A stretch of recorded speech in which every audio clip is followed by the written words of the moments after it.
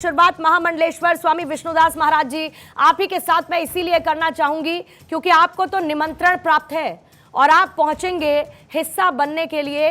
और जब मैं पहुंची थी अभी अयोध्या तो आपसे मेरी बातचीत हुई थी और आपसे बातचीत करने के बाद खुशी का एक आलम बहुत अलग था और आपको सुनकर ये लगा कि अगर राम के नाम पर अज्ञानता है तो आपसे बेहतर उसको कौन दूर कर सकता है।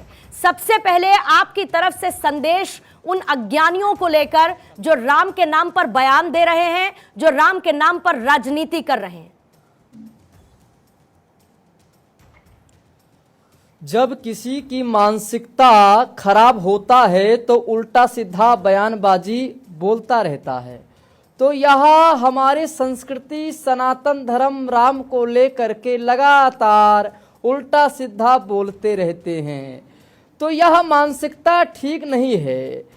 गोस्वामी तुलसीदास जी एक चौपाई है कि ए ही सन हटि करिहूं पहचानी साधु न होई कारज हानि। साधु जो होता है वो कभी किसी का हित नहीं चाहता है। हम किसी पार्टी के नहीं हैं, मगर ये कहना चाहता हूँ वो विरोधियों को और वो अज्ञानी को, वो मूर्खों को कि भगवान का 500 वर्षों के बाद आज राम राज आ रहा है, भव्य राम मंदिर का निर्माण हो रहा है। तो राम मंदिर बन रहा है तो उनको दिक्कत हो रहा है, उनको परेशानी हो रहा है। परेशानी इसलिए हो रहा है कि 2024 का चुनाव आने वाला है तो उस पे राम को गाली देने लगते हैं। अभी जितेंद्र वाड ने बोला कि भगवान श्री राम मांस पाते थे। कितनी अज्ञानता है। भगवान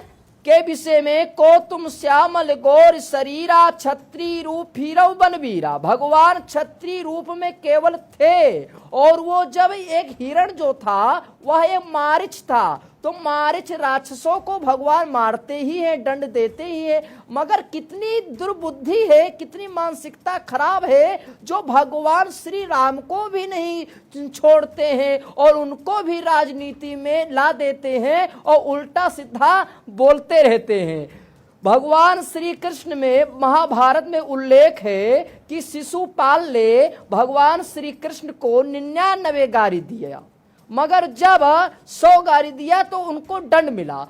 तो यह हमारे देश का एक दुर्भाग्य है कि उल्टा सीधा ये बयानबाजी रहते हैं कर। ये संविधान क्या इजाजत देता है? अगर यह इजाजत देता है तो जब हमारे धर्म गुरु बोलते हैं कि अगर किसी अन्य धर्मों में बोला जाए तो उनका गला कट जाता। अगर राम का विरोध, राम का गाली अगर कोई देगा तो ये हिंदुस्तान नहीं सहेगा, हमारे संत समाज नहीं सहेंगे।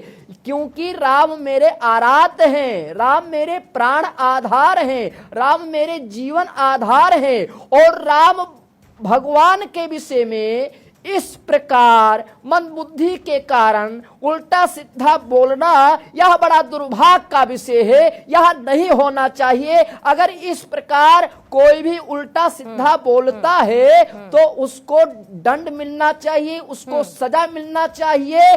कभी भी संविधान ये नहीं कहता आपने बड़ी अच्छी बात बताई विष्णुदास महाराज जी, लेकिन आपकी तरफ से बहुत अच्छे से बताया गया, उस अज्ञानता को दूर करने की कोशिश की गई। लेकिन स्वामी चक्रपाणी महाराज जी, क्या ये समझ आ रहा है उन लोगों को जो इस तरीके की बयानबाजी कर रहे हैं, जो मर्यादा पुरुषोत्तम श्री राम का अपमान कर रहे हैं, राम मंदिर को लेकर सियासत कर रहे हैं? क्योंकि बीते कुछ वक्त से रोजाना हम इस पर चर्चा कर रहे हैं और रोज जब मैं चर्चा करने के लिए बैठती हूं तो उसमें 4 नए बयान जुड़ जाते हैं।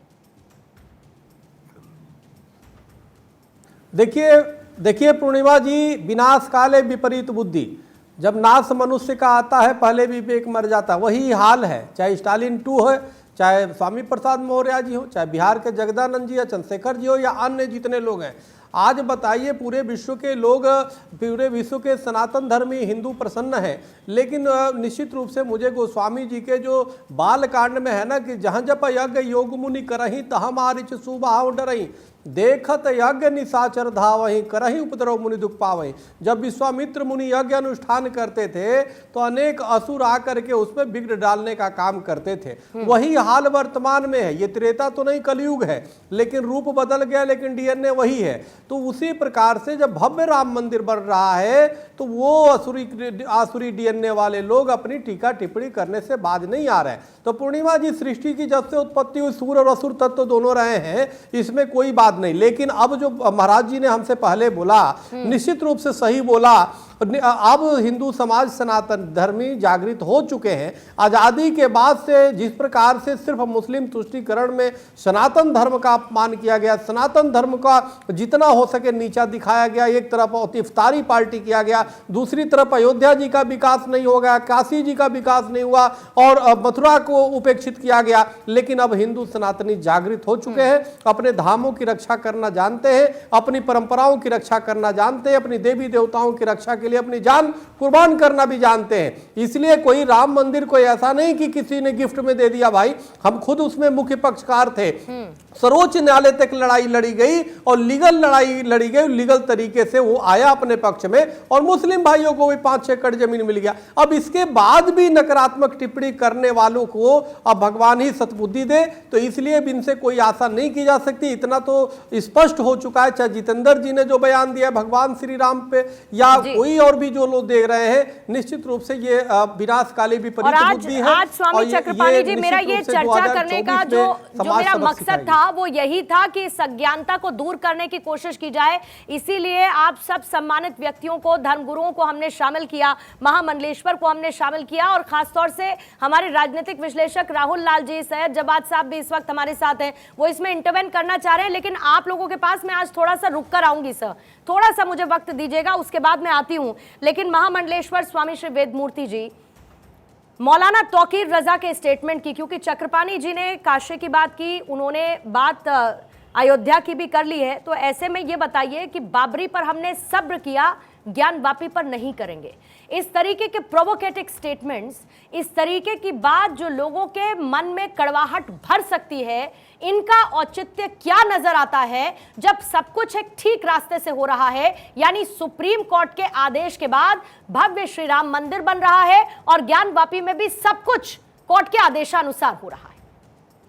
यही तो लोगों को पेट में दर्द हो रहा है। अभी पूज्य स्वामी चक्रपाणी जी ने सही कहा है, विनाश काले विपरीत बुद्धि।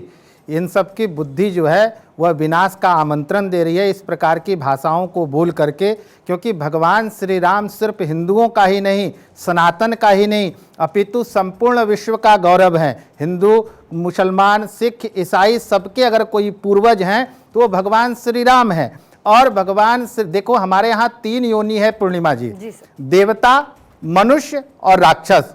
जो बिना कहे काम को करे उसको हम देवता कहते हैं, जो कहने पर कार्य को करे उसको हम मनुष्य कहते हैं, और जो कहने पर भी कार्य को ना करे उसको हम राक्षस की योनि में रखते हैं। जैसा कि पूज्यपाद गोस्वामी तुलसीदास जी ने कहा है, लंका निशिचर निकर निवासा, यहाँ कहाँ सज्जन करिवासा। उस त्रेता युग में, ये तो घोर कलयुग है, अभी विकराल कलयुग चल रहा है, और इस समय ऐसे दुराचारियों का, राक्षसियों का, राक्षसी प्रवृत्ति लोगों का राम के प्रति ऐसा भाव जो देखने को मिल रहा है, उस समय त्रेता युग में भी था। जब हनुमान जी जब लंका में गए तो जब घूम रहे थे तो उन्होंने देखा कि यहाँ तो किसी प्रकार का कोई सज्जन दिखाई नहीं देता। लंका निशिचर निकर निवासा, यहाँ तो सारे निश्चर हैं, सारे राक्षस प्रवृत्ति के हैं, तो यहाँ तो कोई सज्जन ही दिखाई नहीं देता। हम किससे जाकर के वार्तालाप करें, किससे मिले जाकर के? तब गोस्वामी जी लिखते हैं, राम नाम अंकित गृह शोभा वर्णी न जाए। तभी उस समय विभीषण जी के घर के बाहर राम नाम अंकित दिखाई देता है, तब हनुमान जी हर्षित हो जाते हैं। उसी प्रकार यह आज जो कलयुग है, कलयुग में मानो आज त्रेता युग का पदार्पण होने जा रहा है। क्यों? क्योंकि 500 वर्षों की हम सभी संतों का जो त्याग है, जो तपस्या है, कितने संतों ने अपना बलिदान दिया है, सरयू लहू लुहान हो गया इस पल को देखने के लिए। तो आज वह हम सबका परम सौभाग्य है जो यह अद्भुत क्षण के हम सभी लोग साक्षी बन रहे हैं, जिसमें कुछ तुच्छ राजनीतिक साधने के लिए लोग भगवान राम के ऊपर टीका टिप्पणी करके अपना प्रसिद्धि पाना चाहते हैं। लगातार कर रहे हैं, लगातार कर रहे हैं, लगातार कर रहे हैं। टिप्पणी लगातार हो रही है।